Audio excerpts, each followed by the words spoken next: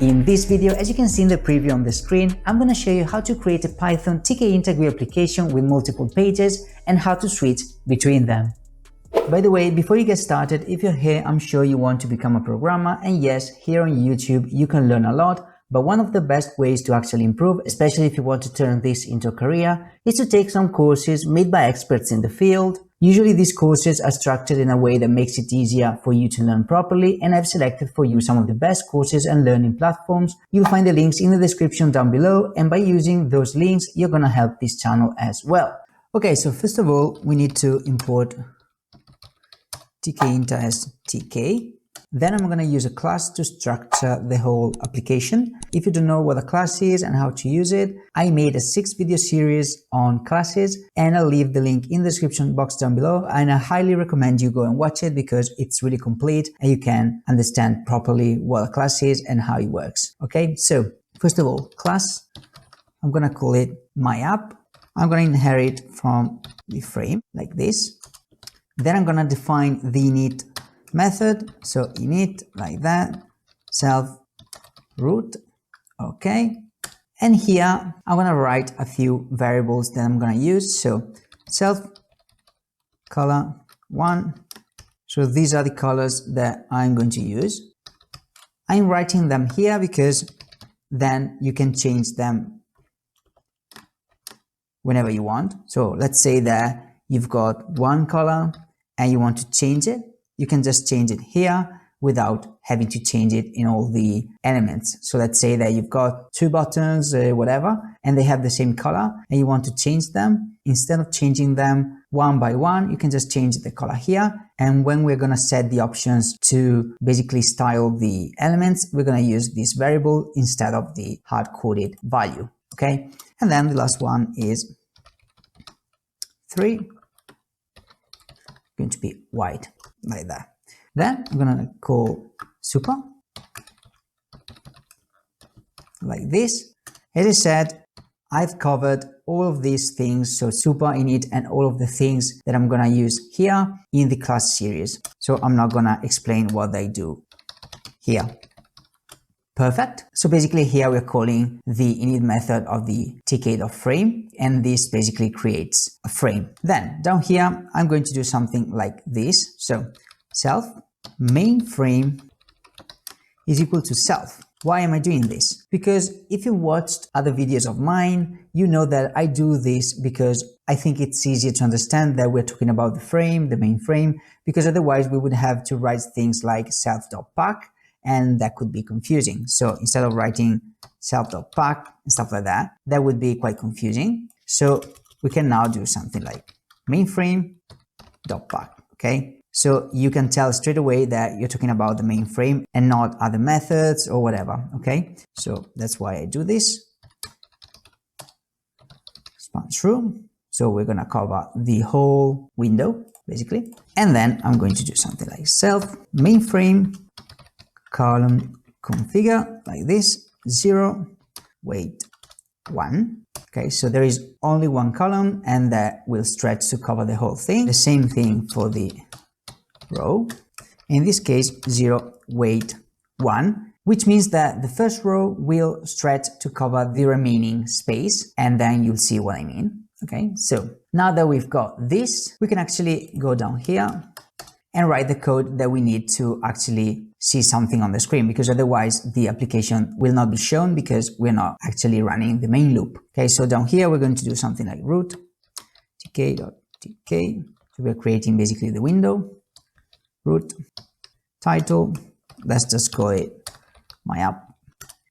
Then the geometry, it's going to be 700 by 500.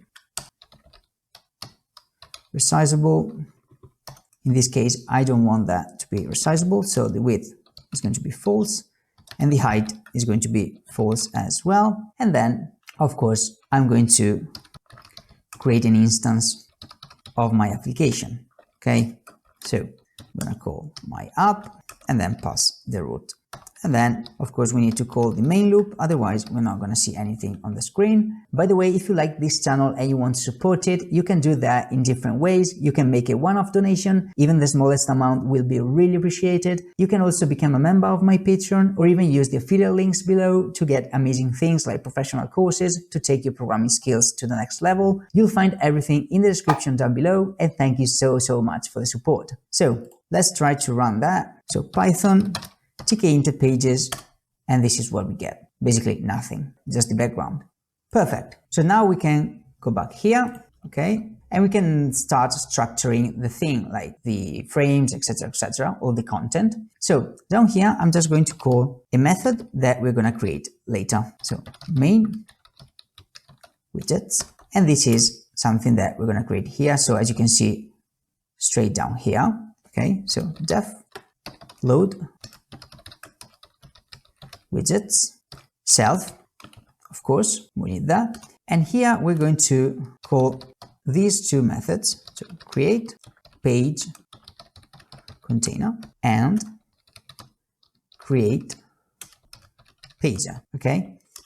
And of course, we need to create those methods. So create page container, self, let's pass, and then down here, we need to create the pager, so def create pager, self, like this, pass. Okay, so why am I structuring things like this? So basically, instead of having everything in the init function, we could have written all the things here, okay, instead of here.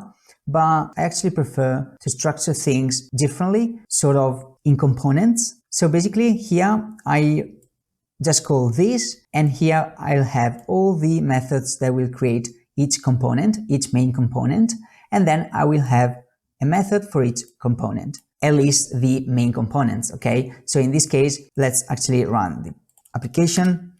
So here I want the space here to be the page, okay? And down here, I want the pager, okay? So I've got two main components. So I've got the main frame, the page container, and then down here, the pager. And let's say that you have other components. You could have other components here. So you could write them here. So def create something else. And then in the load main widgets, you will have another function. So let's say that you have another create something, pass, and then you can just write here. So self something.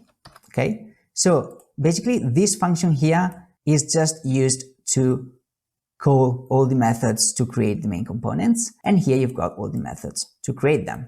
Okay, I hope that makes sense. It's actually how I like to do things, because when you have a bigger application, then it's really important to separate each part of the application, because otherwise it's really hard to manage it. Okay, but feel free to change it up though. All right, so now that we've got the structure, we actually need to write something in it, right? So here, the create page container, we need to do something like self page container is going to be a frame. It's going to be a child of the main frame, and then the background color is going to be self.color1. All right. Then, of course, page container column configure is going to be 0 weight 1.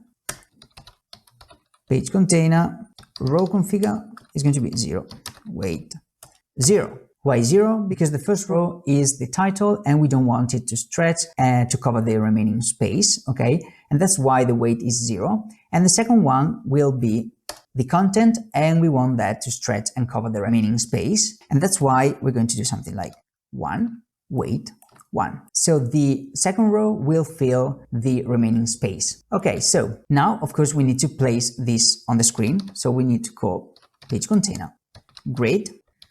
I'm gonna place it first column, so 0. As you can see, columns and rows are 0 indexed, so the 0 means the first row, etc., etc. And the row is going to be the first row, so 0 index 0 sticky.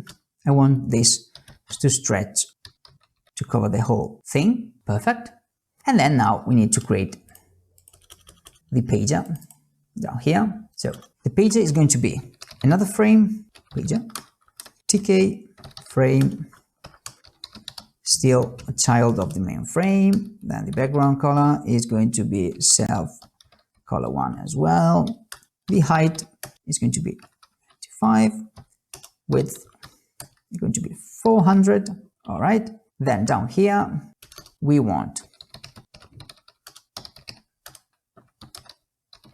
weight 1. Why the second column? Because basically we'll have 3 columns. So the button, the page number, and the other button. In this case, we'll give the buttons a fixed width, and we want the label for the numbers to stretch and fill the remaining space. Okay. For that reason, we set the weight 1 to the second column, and then the rows, I'm just going to have 1 row, and I want this to be weight 1, and then self page grid. And I'm going to place it first column, but row, the second row, sticky, okay, and S. I just want that to stretch vertically and not horizontally. Then we also need another thing, which is the self pager grid propagate 0. And this is necessary because by default frames will stretch or shrink according to their children, which means that in this case we wouldn't get the 125 pixels that you can see up here and the width 400 pixels, because the children will be smaller and the pager, the actual frame, would shrink because the children are actually smaller, if that makes sense. So by using grid propagate, we are telling Tkinter to ignore the frame's children and stick to the width and the height that we set up here. Okay, so that's why. So let's try to run it and see what we get. Oh, we get an error. So there is something wrong with, all right, we left this here. We don't want that here, of course. All right, so that's why we got the error. So let's try to rerun it. Nothing changed because the colors are the same. Perfect. Okay, so now that we've got this pager, we can start adding the buttons to it. So down here, we can do something like prev button, button. Okay. Here, the pager is going to be the parent. The background in this case is going to be self color 2. The foreground, which is basically the text, is going to be color 3. The active background is going to be self color 2. We don't want that to change, so we set the active background and foreground to the same colors. All right. Then this disabled foreground is going to be 3B, 3A, 6, like this. Here you could have used another variable, but as we're not going to actually use that a lot, I've decided to just hard code it. Highlight thickness 0, so the border around, we don't want that. Width 7. Relief flat.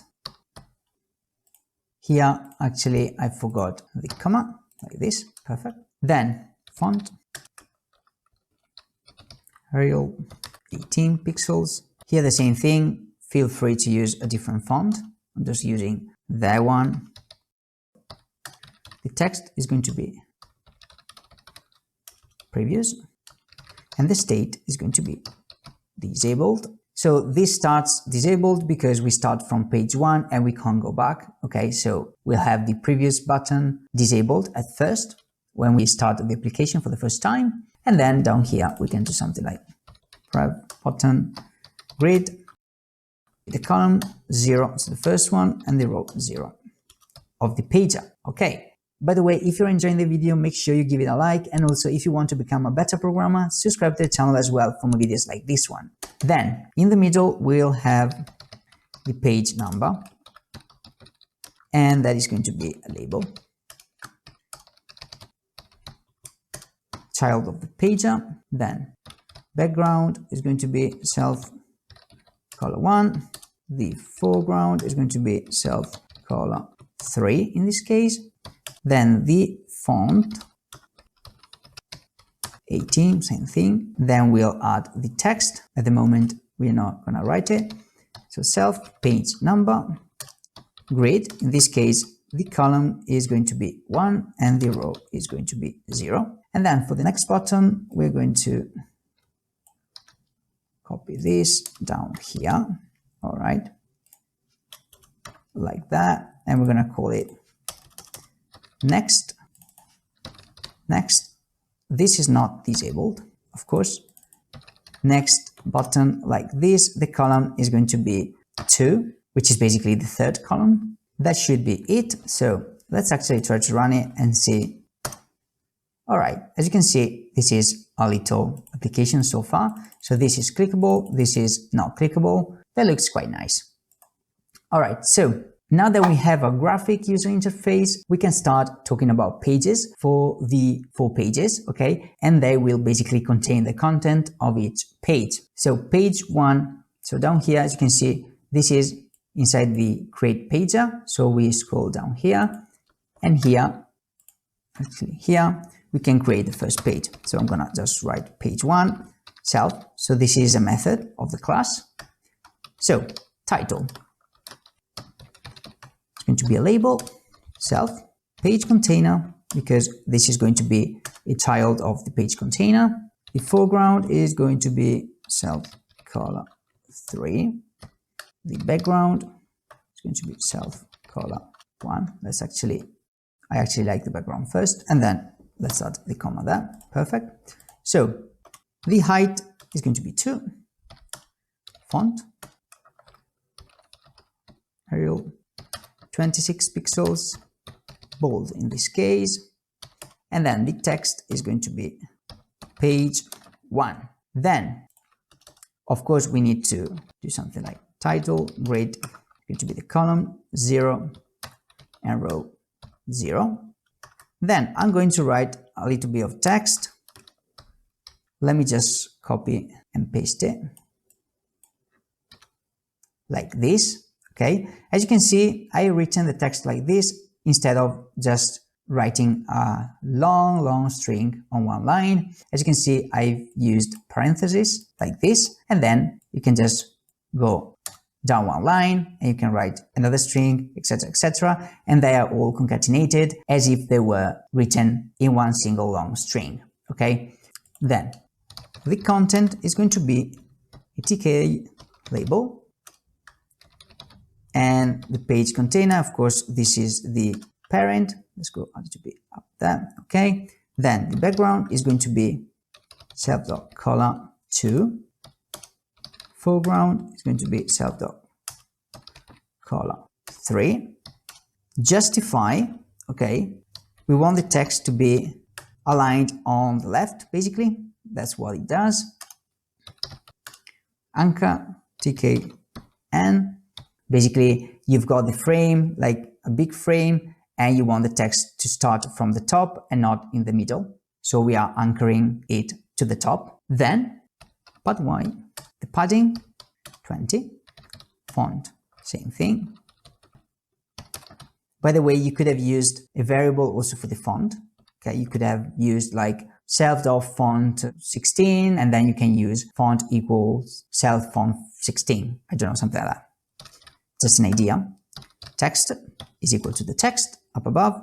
Wrap length 600. What is the wrap length? Basically, this tells Tkinter to wrap the text and keep it inside 600 pixels. Otherwise, the text will overflow and you wouldn't see that.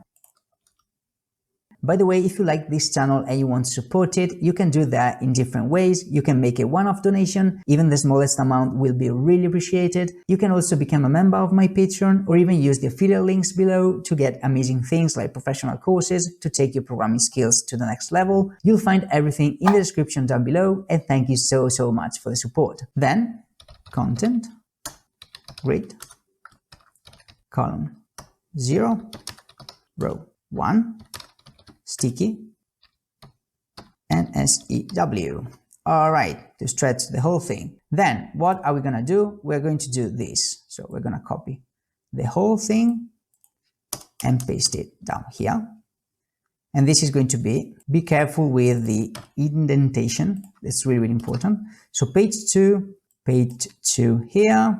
I'm going just to copy and paste a different text just to make it more sort of real. Then the same thing. So now here, I'm just going to copy this again. That. Okay, so this is page 3 here. Okay, I'm going to copy a slightly different text here as well, like this. And then last page, we're going to do something like this. Okay. Bear with me for a second, because this is going to be quite fun. So page 4, this is our page 4, like that. All right, so here basically we have a different method for each page, which means that each page could have a completely different code. So let's say one has the title and the content, and another one has an image or whatever. So you could have different pages structured completely differently, and this would work because basically we'll be loading each page from scratch each time. Later on, I'll show you another solution that could be used if you have the same structure for each page. So for example, here we have the same structure, so we have the title, we have the text, we just change the text here and the page here, but the structure, so the label and the other label are the same thing. So we could do things differently. But first, I want to show you how you could have different pages with different content and how you can actually switch between them even if they have different content, if that makes sense. So now that we have our pages, we need a way to actually be able to show them one by one in the right order. And we're going to use a list to do that. So up at the top, so up here, we can actually write something like this. So of course, we need to know which page is currently the one on the screen, right? Because otherwise, how can we actually switch between one page and the other? So we're going to add the current page index 0, okay? Why 0? You'll see why in a minute. Then we actually need a list of pages, which will be a list of the function objects. Hold on a second, let me just write it and then I'll explain you how this is going to work. So page 1, page 2, page 3, page 4, right? So these are basically the pages that we wrote down here. Page 1, page 2, etc., etc. All right. But here, as you can see, I'm not doing something like this. So I'm not calling the functions. I'm just storing the reference to that specific function, which means that the first element in the list is going to be this function, okay, the function object, and we actually can call it doing something like this. Self pages 0, like this. By doing this, you're actually getting the first object here, the first function object, and then you are calling it using that. So that's the same as doing something like my function self pages 0. So you get the function object and then you call it like this. So that's the same thing. So now I think that you understand why I actually wrote 0 here, because the current page index is 0 because this is the index 0 and this is the first page. So that's why we start out with index 0. Okay, so now that we have our list of pages and we know at which page we are, we can then show the first page when we load the application. So down here, after the load main widgets, we can actually do something like self pages, self current page index, and we're going to use that to actually call the function. So basically we create the page container, we create the page, and then we actually load the first page. So let's actually try to run it and see if everything works as expected.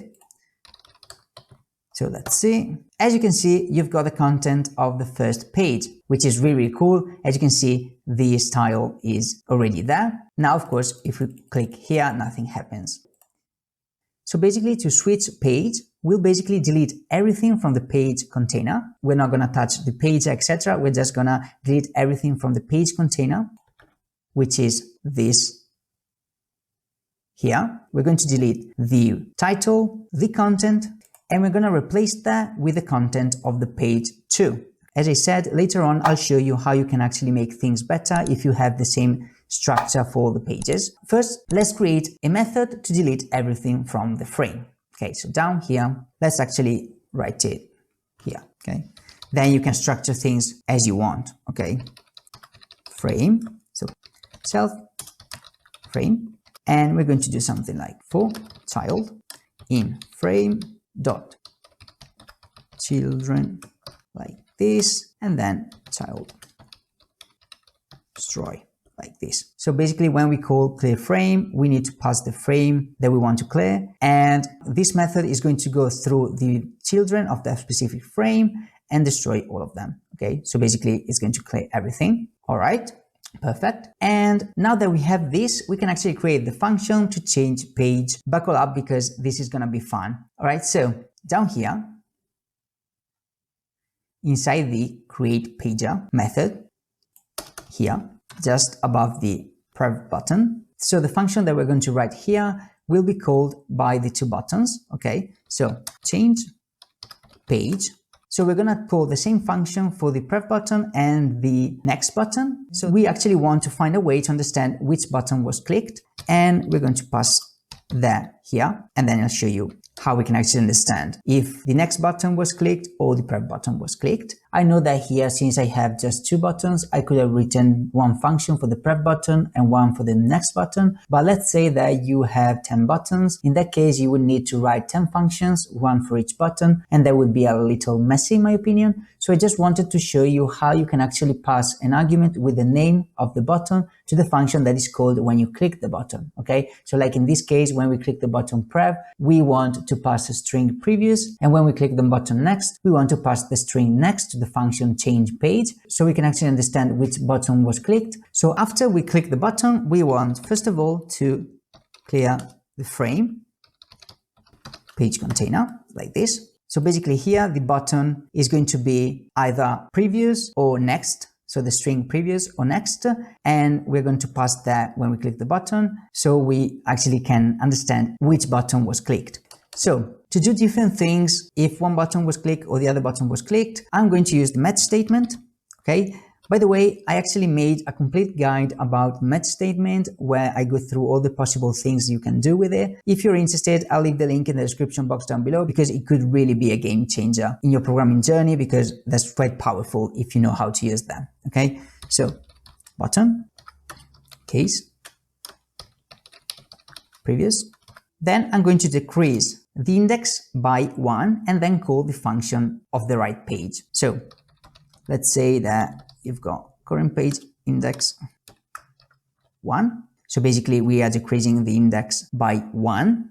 Self pages like this, then self current like this. So let's say that we are on page 2, which is index 1. Then we decrease the index to 0, which is page 1. And then we actually call the function at index 0, which is the first page. So from page 2, you go to page 1. I hope that makes sense. On the other hand, if the button clicked is the next button, then of course we do the same thing, but we increase the index by 1, and then we do the same thing here. So let's duplicate that and do something like that. Of course, here we're changing pages in order because we have the prev button and the next button, so we're going like 1, 2, 3, 4, etc, etc. But this works even if you have different buttons for each page. So one button for the page 1, another button for the page 2, another button for the page 3, for example, etc, etc. So let's say 4 buttons for 4 pages. I'm actually going to make a video where I create a sort of menu to do that. The video might be already out when you watch this, so you'll find a link in the description box down below. And then of course we need to change the page number. Outside the match statement, of course, we do something like self page number text. The page number is actually the label in the pager. I'm going to use an f string with the self.current page index plus 1. Then outside of here, the length of the list of pages like this. Why plus 1? Because basically if you've got 4 pages, the indexes would be 0, 1, 2, 3. But if we are on the first page, we don't want to see like 0. We want to see 1. So instead of having 0, 1, 2, 3, you have 1, 2, 3, 4 basically. And the length is, of course, in this case 4 because we've got 4 elements. So it would be like 1 out of 4, 2 out of 4, etc, etc. Okay. Of course, now that we have the self current page index and the list, we can actually write the default value for the page number here. Do you remember that we actually didn't write the text here? So we actually need to do that now, because earlier we didn't have the current page index and the self pages. Now we have that. So the default value is going to be something like this. Actually, let me copy this from here. All right. So that basically this will be 1 out of 4 at the beginning. By the way, if you like this channel and you want to support it, you can do that in different ways. You can make a one-off donation. Even the smallest amount will be really appreciated. You can also become a member of my Patreon or even use the affiliate links below to get amazing things like professional courses to take your programming skills to the next level. You'll find everything in the description down below, and thank you so much for the support. And of course, now that we have this function here, we actually want to call it. So we're going to do that here. And we're going to use the command option. The command option requires a function object that will be called when we click the button. So basically we don't want to use the parentheses, okay, but only the function name, something like change page. We need to write something like this so that when we click the button, then Python will add the parentheses and will actually call the change page function, okay? This unfortunately doesn't work in this case because we also need to pass the argument. So we might think that we need to do something like this. Previous, like this, right? Unfortunately, this doesn't work either because, so basically when we run the application for the first time and we go down here, all right, we create the app instance, which means that Python goes through this, right? The init method, etc., load the main widgets, etc. And then it goes down, and it actually reaches this point here to create the prep button.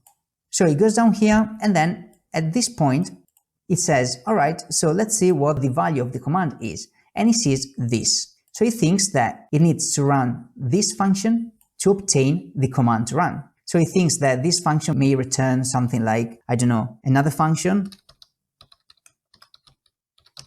object. It thinks that that function returns a function object, so in this case another function object, and then this object can be called when we click the button. But in this case, this function here doesn't return anything because that is not what we want to actually do with this function. We want this function to be called just when we click the button, not straight away. But in this case, as I said, we should do things like this, okay? Just pass the change page function object, but as we need to actually pass the argument, we just need to do that in some way. So by doing this, as I said, Python tries to run this function here to get the command value. And it thinks that, as I said, the result of this function, the returned value of this function, will be the command. But in this case, this is not what we actually want. So let's actually run the application and see what we get. Okay, so you'll understand what I mean. So as you can see, we get an error. Why do we get an error? As you can see, my app, it goes down, we load main widgets, create pager, change page, previous. So as you can see, Python runs this function and it says, oh, there's a problem. My app object has no attribute page number. But why? I'm going to explain you why. So as I said, it goes through all of this. It tries to run this function here. And what does this function do? It calls this, it goes down, etc. And it reaches this point here. So this function tries to change the page number text. So why doesn't it work? Because basically the page number here is created afterwards, which means that this function here is called before the self page number label is created, okay?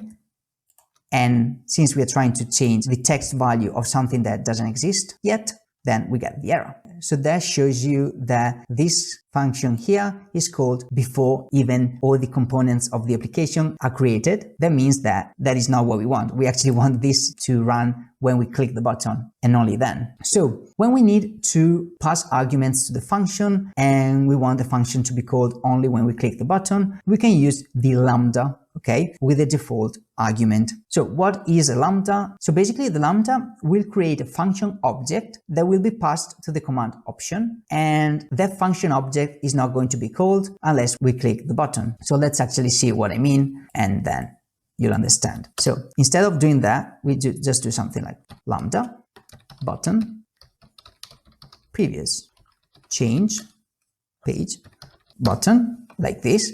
So basically this returns a function object. This function object is not called straight away, but when you click the button, this function object is called. And under the hood, Python does something like this. It calls change page, okay, the function, and it passes the default value, which is previous in this case. So you start with the lambda, then the lambda is sort of called, and it returns the function object. Then the function object, when you click the button, is called like this, and then under the hood, something like this happens. So change page is called with the default value previous that we set when we created the lambda here, button previous. This is a different use case of the lambda. Lambda can be used differently. In this case, you can use the lambda like this to pass arguments to functions that you don't want to be called straight away, but you want to be called when you click the button. I hope that makes sense. It could be quite confusing, so rewatch the video and listen to that carefully more than one time so that you can actually understand the concept, okay?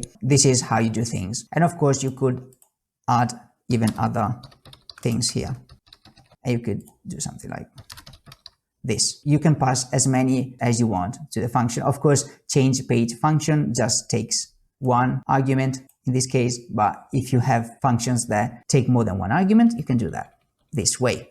Okay, so you don't even have to understand how everything works under the hood. You just need to remember that you can use the lambda like this. So as I said, I hope that makes sense. So now we can actually do the same thing for the next button down here. Of course, we need to change here to next.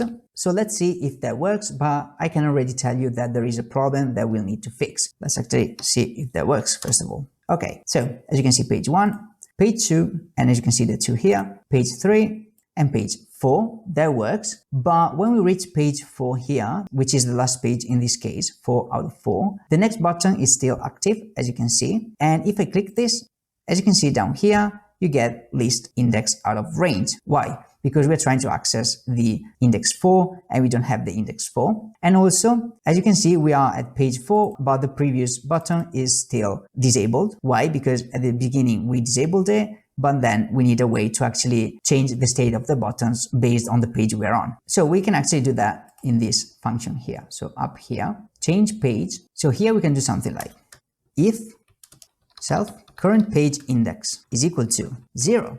Then we need to disable the previous button because we're back to the beginning. So if we are at index 0, that means that we are on page 1, which means that we don't have any pages before. So we need to stop and we need to disable the prev button. Config state tk disabled like this. All right. Else, which means that if we are not at index 0, it means that we are at least on page 2 or above, and we should enable the button to go back. All right. So prev button config state tk active. So let's see if that works, and then we can go ahead and change the button next. So let's go. As you can see, that works. If we go back, that works, and now it's disabled, enabled, etc., etc. So that works. So what about the other button? So we can do something like self current page index len self pages like this -1. So basically, if the index is equal to the length of the list of pages -1, then we reach the end and we need to disable the button. Next button, we can call config state tk disabled. Of course, the -1 is important because since the indexes are 0, 1, 2, 3, in this case, the last page, okay, page 4 is at index 3, which is the length of the list for elements -1. Okay, I hope that makes sense. Else, of course, if we're not on the last page, then we can enable the button. So next button is going to be config state tk active. Let's see if that works. Okay, so next. Oh, it doesn't go anymore. As you can see, that works. But now, as promised, for those of you who are still watching, by the way, you are the best, I'm going to show you a different approach for when you don't have completely different pages and you have the same structure for all of them. What I've shown you so far is something that you can use in any scenario, even if you have completely different pages, but it could be overkill if you have the same structure as we have here, because we have the title and the text in every page. So as I said, as you can see here, when you click, as you can see, you've got a sort of flash because you delete everything from the page and you create the new page from scratch, basically, right? So you delete, when you click, you delete title and content, and then you create title and content, etc., etc. But now we want to actually keep the two labels and we just want to change the text because as you can see, the structure is the same. We just need to change the text of the title and the text of the content. The first thing that we need to do is we need to delete this because we're not going to need that anymore. And then in the create page container, so let's copy the content of one page from here. So the title, so let's copy everything, okay? And let's go back up here. All right, so this is the page container, and under this we can actually paste the content. We're going to make the variables instance variables because we need to actually access them from outside this method, so from the page methods. So we need to do something like self. We don't need this anymore. Okay, so self and self. Then we need to remove this text here and this text here. Okay, so now we've got this. Then we need to remove from here, change page. We need to remove this line of code because we don't want to remove the labels, because in this case we want to keep them there. And now we can change the page methods, and you'll see that it's going to be so much better. Here, we don't want this. We just want the text, and we don't want this. All right, so we don't want this, and we don't want this. Like this, so we just need to keep the text like this. Okay.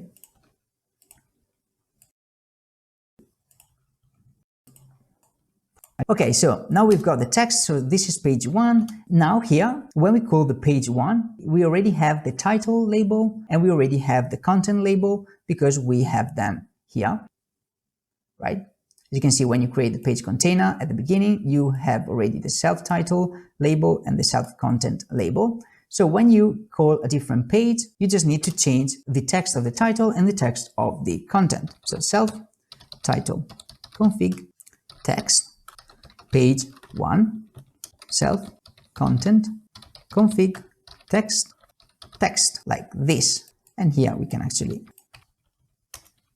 like this, so we can do something like this, page 2, page 3, and page 4, like this. As you can see, the code for the pages is so much shorter, but let's see if that works first of all.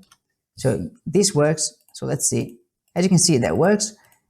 And as you can see, when you switch between pages, you don't have the sort of flash in the middle because you are not deleting everything from the screen and recreating it.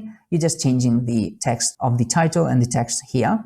All right, so you don't have that flash. All right, like this. Pretty cool. So if you're still watching, you're definitely serious about learning, so well done. Now on the screen you should see another interesting video about Python and Tkinter, so go and check that out. Make sure you check out all the links in the description if you want to take your programming skills to the next level and also support my work. Like the video if you liked it and subscribe to the channel as well, and I'll see you in the next one. Bye.